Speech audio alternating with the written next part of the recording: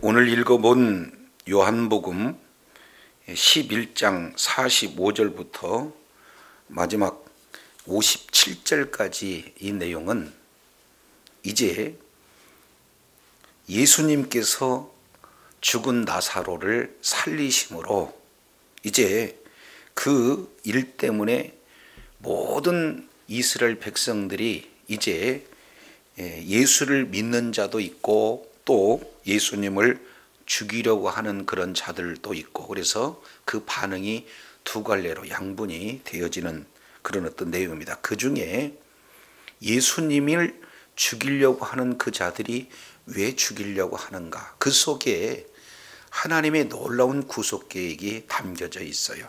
그래서 오늘 본문의 말씀을 통해서 한 사람이 죽어서라는 제목으로 은혜를 나누고자 합니다.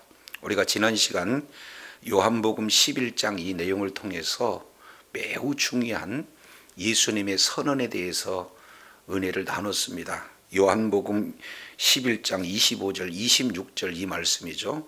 예수님께서 자기 자신이 메시아임을 선언하는 7권 중에서 5번째 설교하는 나는 부활이고 나는 생명이다, 이 말씀을 중심으로 해서 이제 내용 전체가 사실은 나눠지게 되어지는 거죠. 그래서 이 선언 전의 사건과 선언 이후 사건을 통해서 나사로가 죽었지만 그 죽은 나사로에게 나는 부활이고 나는 생명이다 라는 사실을 증거하기 위한 가장 이제 첫 번째 내용이 누구냐, 마르다를 통해서 가르쳐요. 그리고 이어서 나는 부활이요 생명이다 하시는 그 말씀을 선언하고 있는 이후 마리아를 가르치죠. 근데 사실은 둘 다 교리적으로 그냥 이제 하나의 종교적인 그런 차원에서 부활을 믿는 믿음을 가졌으나 우리 주님께서 원하는 것은 앞으로 부활할 것이 아니라 현재 부활의 주님이 바로 예수님이다라는 사실을 믿느냐, 이 말씀을 하실 때 그들이 깨닫지 못하죠. 그래서 이제 우리 하나님께서 눈물을 흘리시는 그런 어떤 장면, 그 이후에 이제 나사로를 살리기 위해서 크게 3가지 명령을 하게 되어지죠. 첫 번째는 돌을 옮기라는 거예요. 그리고 두 번째 내용을 통해서 보면은 이제 직접적으로 하나님의 선언, 창조주의 선언, 인류 최초의 권위 있는 선언, 나사로야 나와라 하고 큰 소리로 부르짖음으로 말미암아 이제 많은 사람들이 이 일은 예수님께서 메시아다라는 사실을 정확하게 알고, 그리고 이제 예수님을 믿게 하는 그런 조치를 진행을 하고 계세요. 그리고 이제 살아나온 뭡니까, 나사로를 향해서 풀어 놓아 다니게 하라. 그러면은 나사로가 이제 다니면서 하는 내용은 크게 2가지. 하나는 하나님께 영광 돌리는 일이 되겠고, 또 조금 더 구체적인 내용으로 표현한다면은 살아계신 자기 자신을 살리신 하나님을 뭐하며 간증하며 계속해서 복음 전도하는 그런 사명이 이제 주어지게 되어지는 내용입니다. 그래서 죽은 지 나흘이 지났어요. 냄새가 나요. 그런 자를 하나님이 말씀 한마디로 살리는 그런 놀라운 역사를 주변의 수많은 사람들이 이제 알게 되었을 때 크게 2가지 반응이 나타납니다. 자, 첫 번째 45절 내용을 보니까 마리아에게 45절이죠. 마리아에게 와서 예수께서 하신 일을 본 많은 유대인들이 그를 뭐했다? 그렇습니다. 유대인들이 이제 믿었는데 그 유대인 수를 뭐라고 표현하냐면 많은 유대인, 그 계기는 마리아에게 와서 예수님을 보았기 때문에 믿는 믿음을 가진 자들이 많았다라는 사실을 이렇게 살펴볼 수가 있습니다. 자, 그러나 믿는 자도 있지만 46절 한글 성경에는 빠졌습니다만 그러나 반대적인 사람도 있다는 거예요. 그 믿는 사람 중에서도 어떤 자는 무리 속에서 바리새인들에게 가서 예수께서 하신 일을 뭐한다? 알린다라고 얘기했는데 사실은 뭐합니까? 고발한 거예요. 그러니까 예수를 믿는 자도 있고 예수님을 고발하는 그런 자들도 있어요. 자, 이 내용은 이제 거슬러 올라가서 초막절부터 연결이 되어져요. 그래서 요한복음 7장, 그리고 요한복음 8장, 그리고 요한복음 10장 이 내용을 통해서 보면 무려 7차례나 유대인들 강우에는 계속해서 반응이 두 가지로 나타나는 거예요. 한쪽에서는 예수가 그리스도다, 한쪽에서는 귀신 들려서 하는 그런 어떤 내용이 아니냐. 그래서 계속 예수님이 그리스도다, 아니면은 예수님은 그럴 수가 없다, 이렇게 찬반이 오가는 그런 상황에 결정적인 예수가 그리스도라는 사실의 결정적인 그런 내용이 어떤 부분입니까? 나사로를 살리는 그런 일들 때문에 이제 마음 가운데 이리 갔다 저리 갔다 하는 게 아니라 수많은 사람들이 예수가 그리스도라는 사실을 믿는 믿음을 온전히 갖게 되어지는 거예요. 자, 이렇게 이제 반응이 두 갈래로 사실은 양분되었지만 모든 이제 갈팡질팡했던 믿음에 흔들렸던 자들은 예수를 믿는 믿음을 가진 자들로 돌아서게 된 거예요. 근데 이 사실이 이제는 종교 지도자들에게는 얼마나 위협이 되는가, 그 부분을 47절 내용을 통해서 보면 조금 더 자세히 보게 되어집니다. 47절, 이에 대제사장들과 바리새인들이 무엇을 모았다 그랬습니까? 공회를 모았어요. 여기 사내들인 공회를 말하고 있죠. 그래서 주로 이 사내들인 그런 어떤 공회에 이끄는 그런 자들은 사두개인 그리고 바리새인들을 추측으로 진행하고 있죠. 그래서 대제사장들 그리고 바리새인들이 중심으로 된 공회를 갑작스럽게 모집하고 있는 내용이에요. 그러면서 이렇게 표현합니다. 이 사람이 많은 무엇을 행하였으니? 표적을 행하였으니 그러면 우리가 어떻게 하겠느냐. 지금까지 많은 유대인들은 대제사장을 그리고 사내들인 공회를 중심으로 모두들 이렇게 말을 따랐던 그런 자인데 결국에는 예수님이 메시아라는 사실을 알고 모두 다 지금 누구에게로 건너가는 거예요? 예수님에게로 건너가는 그런 일들이 나타나는 거죠. 그래서 그들은 상당한 위기의식이 이제 임하게 되는데, 그러면서 우리가 어떻게 하겠느냐, 이 내용은 결국에는 한 가지로 요약이 되어지는데 그 뒤에 보겠습니다. 자, 53절, 이날부터는 그들이 예수를 죽이고자 뭐했다? 모의하였다, 이렇게 말씀을 하고 있어요. 자, 한 가지 더 12장 내용을 통해서 보니까 9절이에요. 유대인들이 큰 무리가 예수께서 여기 계시다라는 사실을 알고 왔어요.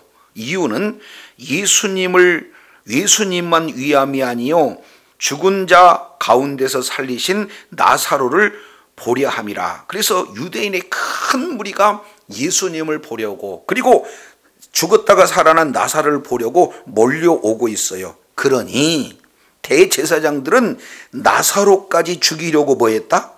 모의했다, 이렇게 표현합니다. 그러니까 사내들인 공회에서 결정되는 내용은 모의하다라고 이렇게 말씀을 하고 있어요. 여기서 모의하다라는 내용은요, 어떤 내용이냐, 원문 내용으로 보면은 이 내용이 결의하다, 조금 더 결정하다, 이런 내용까지 연결이 되어집니다. 이게 중간태로 쓰여졌어요. 조금 더 표현한다면은 자기 스스로 결정을 내린 거죠.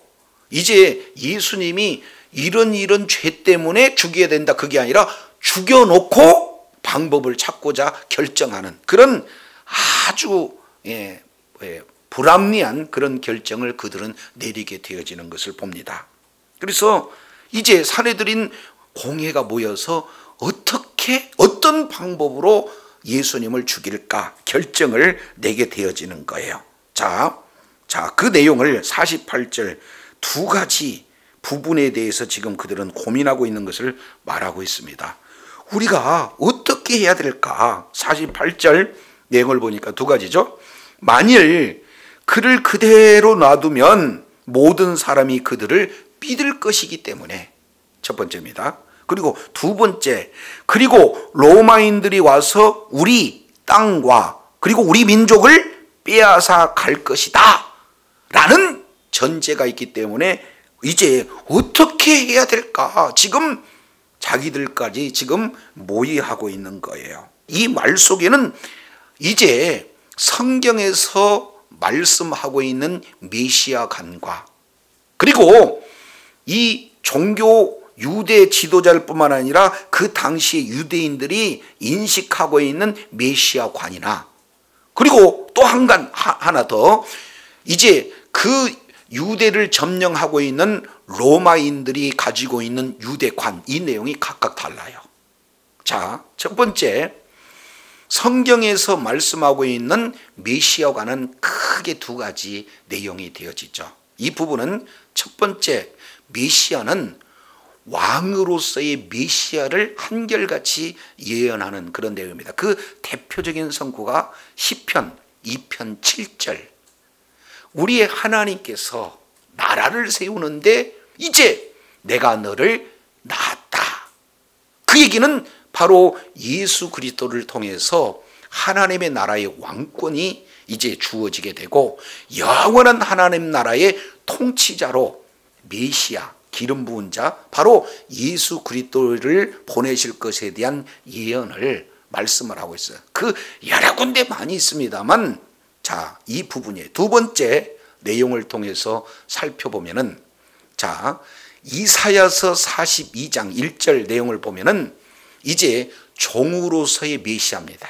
종으로서의 메시아. 그래서 메시아는 이제는 이 땅에 오셔서 모든 죄인들을 이제 구원하심으로 말미암아 이제 대속해 주시고 영원한 생명을 구원해 주셔서 하나님 나라 가운데 예수 그리스도의 그런 통치를 받는 이런 일들을 메시아를 통해서 이루고자 하시는 그런 내용이 바로 성경에서 말씀하고 있는 메시아관입니다.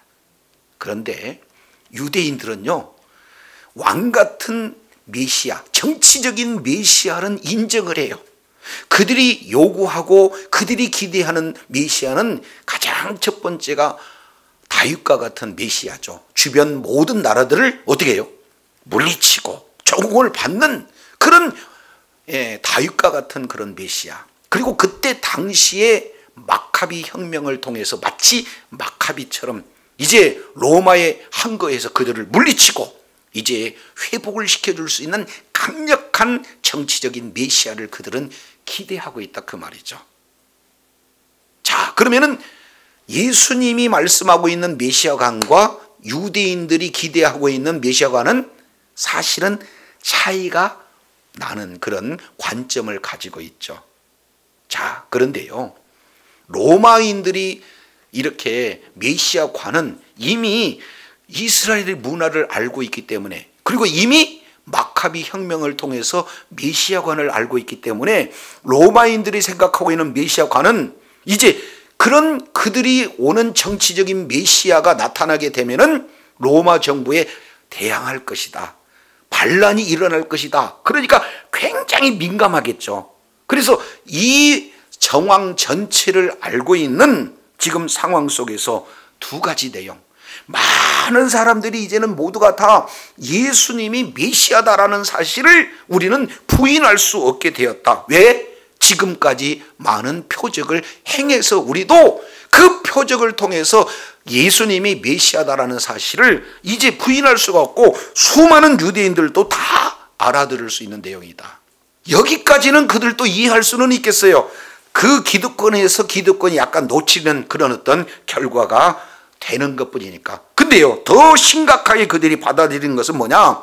이제 로마인들이 아예 우리 민족을 말살시킬 수 있다. 땅도 빼앗고 그리고 민족 자체도 완전히 빼앗아갈 수 있는 빌미를 예수님이 지금 메시아라고 선언이 되어지고 많은 사람들이 따라가면은 그 일들이 이루어진다는 그 불안감, 초조함에 그들이 쌓여 있는 것을 보게 됩니다. 그래서 메시아관이 달라서 그들이 이제 그러면 우리가 어떻게 해야 될 것인가 하는 그런 내용 가운데 지금 포함이 되고 있는 거예요. 자, 그랬을 때 49절 대안을 제시합니다. 그 중에 한 사람이 누굽니까? 49절 그 해 대제사장인 가야바가 그들에게 말하되 너희가 아무것도 알지 못한다 이렇게 표현하고 있어요. 그러면 어떻게 해야 되느냐 하는 내용을 50절에 표현을 하고 있어요. 자, 50절 내용을 통해서 보니까 한 사람이 백성을 위해서 죽어서 온 민족을 망하지 않게 되는 것이 너희에게 유익한 줄을 생각하지 아니한다 이렇게 얘기를 했어요. 그러면 결국에 이제 많은 사람들이 예수님을 메시아로 알고 예수님을 따라가게 돼요. 그러면 이 사실을 로마 정부가 보면은 마카비처럼 반란이 일어날 조짐이 나타나는구나. 그들은 알고 있는 정치적 메시아가 이미 왔기 때문에 그런 충분한 오해를 할 수 있다는 가정하에 그러면 어떻게 되냐? 그 지도새도 모르게 한 사람 그 자를 뭐 명분 따질 게 뭐가 있어. 그냥 죽여버리면 되는 거 아닌데 뭘 알지 못하고 지금 떠들고 있느냐. 지금 이렇게 얘기했다 그 말이죠. 이해가 되세요? 근데 여기서 반복적인 단어 하나가 있습니다. 자, 가야바. 그런데 49절에 가야바를 대제사장 가야바 앞에 뭘 두었습니까? 그 해의 대제사장. 뒤에도 보겠습니다. 51절 이 말은 스스로 함이 아니요 그 해의 대제사장 이렇게 표현하고 있죠. 그러면 우리가 잘 생각해 보겠습니다. 대제사장은 매년마다 뽑는 거예요. 종신직이에요. 그러니까 그 해의 대제사장이라고 표현할 이유가 없는데도 왜 그 해의 대제사장이라고 하느냐. 이것은 그 해가 특별한 해이기 때문에 그렇습니다. 그러니까 여기에서 예수님이 온 인류를 위해서 죽으시는 그로 말미암아 구속하시는 특별한 해, 온 인류가 구원받는 특별한 해이기 때문에 그 해라는 내용들을 지금 강조하고 있는 것을 보게 되어져요. 우리가 잘 알겠지만 대제사장들이라고 표현했으니까 여러 대제사장이 있죠. 그때 당시에 그 장인이었던 안나스 대제사장이 소개가 되고 있잖아요. 그래서 이 안나스 내용은 유대인들이 뽑은 제사장인데 이제 이 로마 정부에 의해서 뽑은 대제사장이 누구냐면은 가야바예요. 그러니까 이 가야바는 친로마를 지금 정책을 취하고 있는 자 아니에요? 그러니까 그때 당시에 대제사장이라고 하는 것은 이미 종교도 친로마의 그냥 정책을 펼 수가 있어요. 사실은 하나님을 섬기고 하나님께 예배한다는 것은 명분에 불과하고 실제 누구를 지금 왕으로 삼고 있느냐? 로마 황제를 왕으로 삼고 있는 그런 부패한 정치 지도자의 모습을 그대로 면면이 드러나고 있다 그 말이죠. 근데 그 자가 한 사람이 죽어야 우리 온 민족이 이제 망하지 않는다. 이런 유익한 일을 너희가 생각하지 않고 무슨 알지도 못하면서 어떻게 하겠느냐 이렇게 논의해야 되겠느냐 이렇게 얘기하는 거예요. 근데 신기하게요. 이 내용이 어떤 내용이냐면 51절 내용을 보니까 이 말이 누구의 그런 어떤 역설적인 내용으로 반영이 되느냐. 51절 이 말은 스스로 했대요? 스스로 하지 않았대요?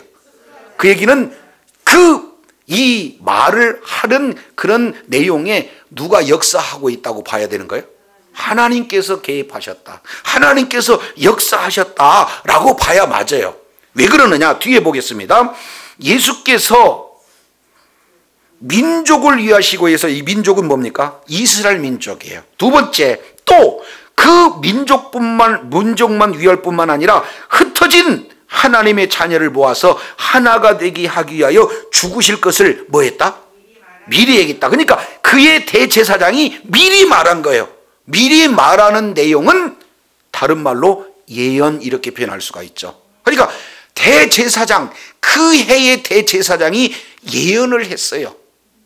자기도 모르게 예언을 해버린 거예요. 근데 그 예언하는 배경에는 하나님이 깊숙이 관여하고 계시다라는 사실을 지금 드러내고자 하는 거예요. 이게 매우 중요한 사건입니다. 예수님이 이제 이 땅에 오실 때 어떻게 왔습니까? 요한복음 1장 29절 내용을 보면 예수님을 이렇게 표현해요. 보라, 세상죄를 지고 가는 하나님의 어린 양. 그 얘기는 유대인이라면 수천 년에 걸쳐서 이제 양을 드려 제사를 드리는 내용이기 때문에 어린 양이 어떤 용도인지를 알잖아요. 그렇죠? 그래서 이 어린 양이 돼 하나님의 어린 양이 온 인류의 죄를 짊어지고 십자가에서 죽으시기 위한 제물로 오신 분이 바로 예수님인 줄로 깨달으시길 바랍니다. 그러면은 어린 양이 스스로 제물이 되어지는 겁니까? 아니잖아요. 그러면은 이제 레위기 16장 내용을 통해서 보면은 민족을 위한 대속죄일이 이루어지는 거죠. 그때 어떻게 돼요? 제물이 바쳐져요. 그 제물을 드리는 제사장의 역할을 누가 합니까? 대제사장이 하는 거예요. 그러니까 대제사장이 이렇게 말하고 있는 것은 예수님이 제물 되어주시고 자기 자신이 제물이면서 동시에 뭡니까? 대제사장으로 자기 자신을 스스로 드렸지만 지금 그 해의 대제사장인 가야바가 예수님을 제물로 삼아서 죽이겠다 하는 그런 형식을 그대로 이렇게 보여주고 계시잖아요. 그래서 이런 사건을 통해서 크게 두 가지, 이스라엘만 아니라 어떻게 되는 거예요? 민족에 흩어진 모든 하나님의 자녀가 하나 되게 하려 함이라 이렇게 말씀하고 있어요. 이제는 민족 구분이 없어져요. 그래서 예수님이 이 땅에 화목 제물로 오셔서 십자가에서 피 흘려 죽으심으로 말미암아 하나님과의 관계가 완전히 회복이 되어지고 뿐만 아니라 민족과 민족 간에 사람과 사람 간에 무너진 이제 담도 무너져서 하나가 되게 하시는 분이 우리 주님이신 줄로 믿습니다. 이 내용을 에베소서 2장 내용을 통해서 보면은 아주 구체적으로 말씀을 하고 계세요. 그래서 에베소서 2장 14절 내용을 보면은 그는 우리의 화평이라 둘로 하나를 만다사 중간에 막힌 담을 허시고 원수된 것 곧 의문에 속한 계명의 율법을 자기 육체로 폐하였으니 그래서 이제 이는 둘로 자기 안에서 한 사람을 지어 화평하게 하시고 또 십자가로 이 둘을 한 몸으로 하나님과 화목하게 하심이라 이렇게 지금 말씀하고 있어요. 그러니까 예수님의 죽으심은 어떻게 됩니까? 이 유대인들만이 아니라 온 인류를 위한 구속을 위한 그런 죽으심의 내용이다 라는 사실을 지금 말씀을 하고 있는 것을 보게 되어져요. 자, 그래서 요한복음 10장 이 내용은 우리가 이미 살펴본 내용이에요. 예수님이 이 땅에 오신 목적입니다. 10장 10절 도적이 오는 것은 죽이고 도적질하고 죽이고 멸망한 것뿐이요 내가 온 것은 양으로 뭐예요? 생명을 얻게 하고 더 풍성하게 얻게 하려 함이라. 여기 1차다 그 말이에요. 근데 2차적인 내용으로 이런 표현을 해요. 자, 16절에 또 우리의 들지 아니한 다른 양들이 내게 있어서 내가 그들을 인도하여야 할 터인지 그랬죠. 그러니까 우리 주님께서는 우리 안에 있는 양도 중요하지만 우리 밖에 있는 양도 중요한데 이 내용은 우리 내용을 통해서 보니까 누굽니까? 바로 이방인들에 대한 구원이에요. 자, 이렇게 이제 한 사건을 통해서 지금 하나님의 놀라운 계획이 성취가 되는데 이제 유대 종교 지도자는 악한 데 쓰임을 받는 모습을 이렇게 장황하게 보여주고 있는 거예요. 자, 이어서 54절 내용을 보니까 이제 죽이기로 이날부터 이미 죽이기로 결정 끝났어요. 예수님만 만나면 체포해 가서고 어떻게 되는 거예요? 죽이는 내용은 그대로 이루어집니다. 자, 그러니 54절 내용을 통해서 보니까 그러므로 예수께서 다시는 유대인들 가운데 드러나게 다니지 아니하시고 거기를 떠나 빈들 가까운 곳인 에브라임 동네 가서 제자들과 함께 거기 머물러요. 자, 지금은 왜 머물릅니까? 53절 보니까 죽이려고 모의하고 있기 때문에 그래요. 그러면 이때 가서 잡히게 되면은 어떻게 됩니까? 당연히 죽게 되어지는 거예요. 그러니까 그들은 어떻게 되는지 6월절 되기 전에 죽이자. 많은 사람들은 지금 6월절에 예수님이 올 것에 대한 기대감이 가득 차고 있고, 그리고 많은 사람 유대인들이 예수를 믿게 되면은 그때 이제 폭동이 일어날 수도 있겠다는 그들의 염려 때문에 예수님을 만나면 죽이자 하니까 예수님은 잠깐 빈들과 같은, 빈들에 가까운 에브라임이라는 그런 시골로 가서 유하게 되는 거예요. 목숨이 무서워서 숨었습니까? 아니면 하나님의 때를 맞추기 위해서 그런 거예요? 그렇습니다. 예. 예수님은요 철저하게 6월절 어린 양으로 오셨기 때문에 어느 때 죽으셔야 돼? 6월절 어린 양으로 죽으셔야 돼. 그러니까 반드시 6월절날 죽으셔야 되는데 그 미리 죽으면 안 되잖아요. 그래서 하나님의 때를 지금 맞추고 계시는 내용을 보게 됩니다. 그래서 55절 유대인의 6월절이 가까움에 요한복음에 나타나는 첫째, 둘째, 세 번째 6월절 중에 지금 세 번째 6월절을 말씀하고 있습니다. 2장 13절의 첫 번째, 6장 4절의 두 번째, 그리고 이제 11장 55절에 이루어지는 이 6월절은 이제 세 번째 6월절이 가까운 그런 내용의 6월절이 됩니다. 자, 그래서 6월절이 가까우니까 지금 그들의 문화 속에서는 55절 자기를 성결하게 하기 위하여 6월절 전에 시골에서 예루살렘으로 올라갔다. 이건 유대인들이 가지고 있는 의식 구조에 나타나 있는 문화입니다. 레위기서 7장 19절 20절 내용을 통해서 보면은 이제 화목 제물을 먹을 수 있는 자격은 어떤 자가 이제 먹을 수 있느냐? 거룩한 자만 먹을 수 있어요. 부정한 자는 제물을 먹을 수가 없습니다. 자, 그런데 6월절에 올라올 때 이제 시체를 접촉한 자를 나도 몰래 접촉했다. 그걸 누가 어떻게 알아? 그러면 부정한 자가 되기 때문에 어떻게 됩니까? 6월절 참석은 해도 6월절 이제 거기에 제물을 먹을 수 있는 자격에서 멀어져요. 그러면 어떻게 해야 되느냐? 미리 일주일 전에 올라와 가지고 정결 예식을 하게 되면은 6월절 날 제물을 먹을 수 있는 자격이 주어지게 되잖아요. 그러니까 대부분은 자기를 이제 정결하기 위해서 6월절 전에 예루살렘으로 모두들 올라오는 거예요. 자, 그래서 올라온 그들이 56절 이제 두리번거립니다. 그들이 예수를 찾아요. 그리고 성전에서 말라서 아마 예수님이 오시면 성전으로 올 거다. 그래서 성전에 모여서 자기들끼리 웅성거리는 거예요. 자, 네 생각은 어떠냐? 이번에 명절에 오겠느냐 안 오겠느냐? 오는 거에 맞아? 안 오는 게 맞아? 자기들끼리 지금 웅성거리고 있잖아요. 왜 그럴까요? 57절 내용을 보니까 대제사장들과 바리새인들이 누구든지 예수 있는 곳을 알거든 뭐 해라? 신고하라 라고 명령이 떨어졌어요. 이미 결론 끝났다니까요. 자, 이랬을 때 12장 6월절 엿새 전에 예수님께서는 베다니에 이르시게 되어 있다 이렇게 표현하고, 그 뒤에 베다니를 뭐라고 표현하면 예수께서 죽은 자 가운데 살리신 나사로가 있는 곳 그랬죠. 그러면 결국 나사로, 죽은 나사로를 살리기 위해서 예수님은 무엇이에요? 죽으셔야 되고, 또 살리기 위해서 예수님은 부활하시는 사건이기 때문에 예루살렘으로 향하고 계시는 내용들을 살펴보게 됩니다. 그래서 예수님은 이제 진짜 이 땅에 죽으시기로 오셨고, 그리고 죽으시기 위해서 지금까지 이제 여러 많은 사역을 통해서 예수님이 메시아라는 사실을 정확하게 드러내고 계시다라는 사실을 이제 많은 사람들에게 보여줬습니다.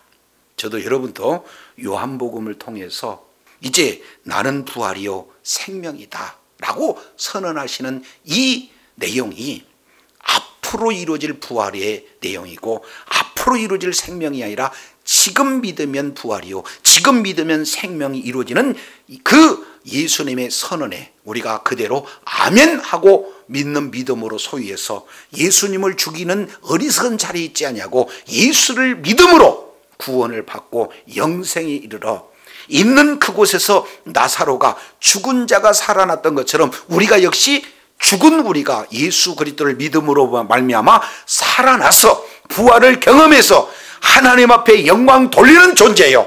동시에 이렇게 예수 그리스도를 믿음으로 내가 살아났다는 이제 살아있는 존재로 많은 자들에게 예수님이 그리스도다, 복음을 믿음으로 나는 새로운 거듭난 인생이다, 이제 부활의 인생이다라고 증언하고 이제 전파하는 그런 사명을 감당함으로 하나님의 뜻을 이루고 주님께 영광 돌리고 하나님 앞에 존귀하게 쓰임받는 주의 사랑하는 자녀들이 되기를 원합니다.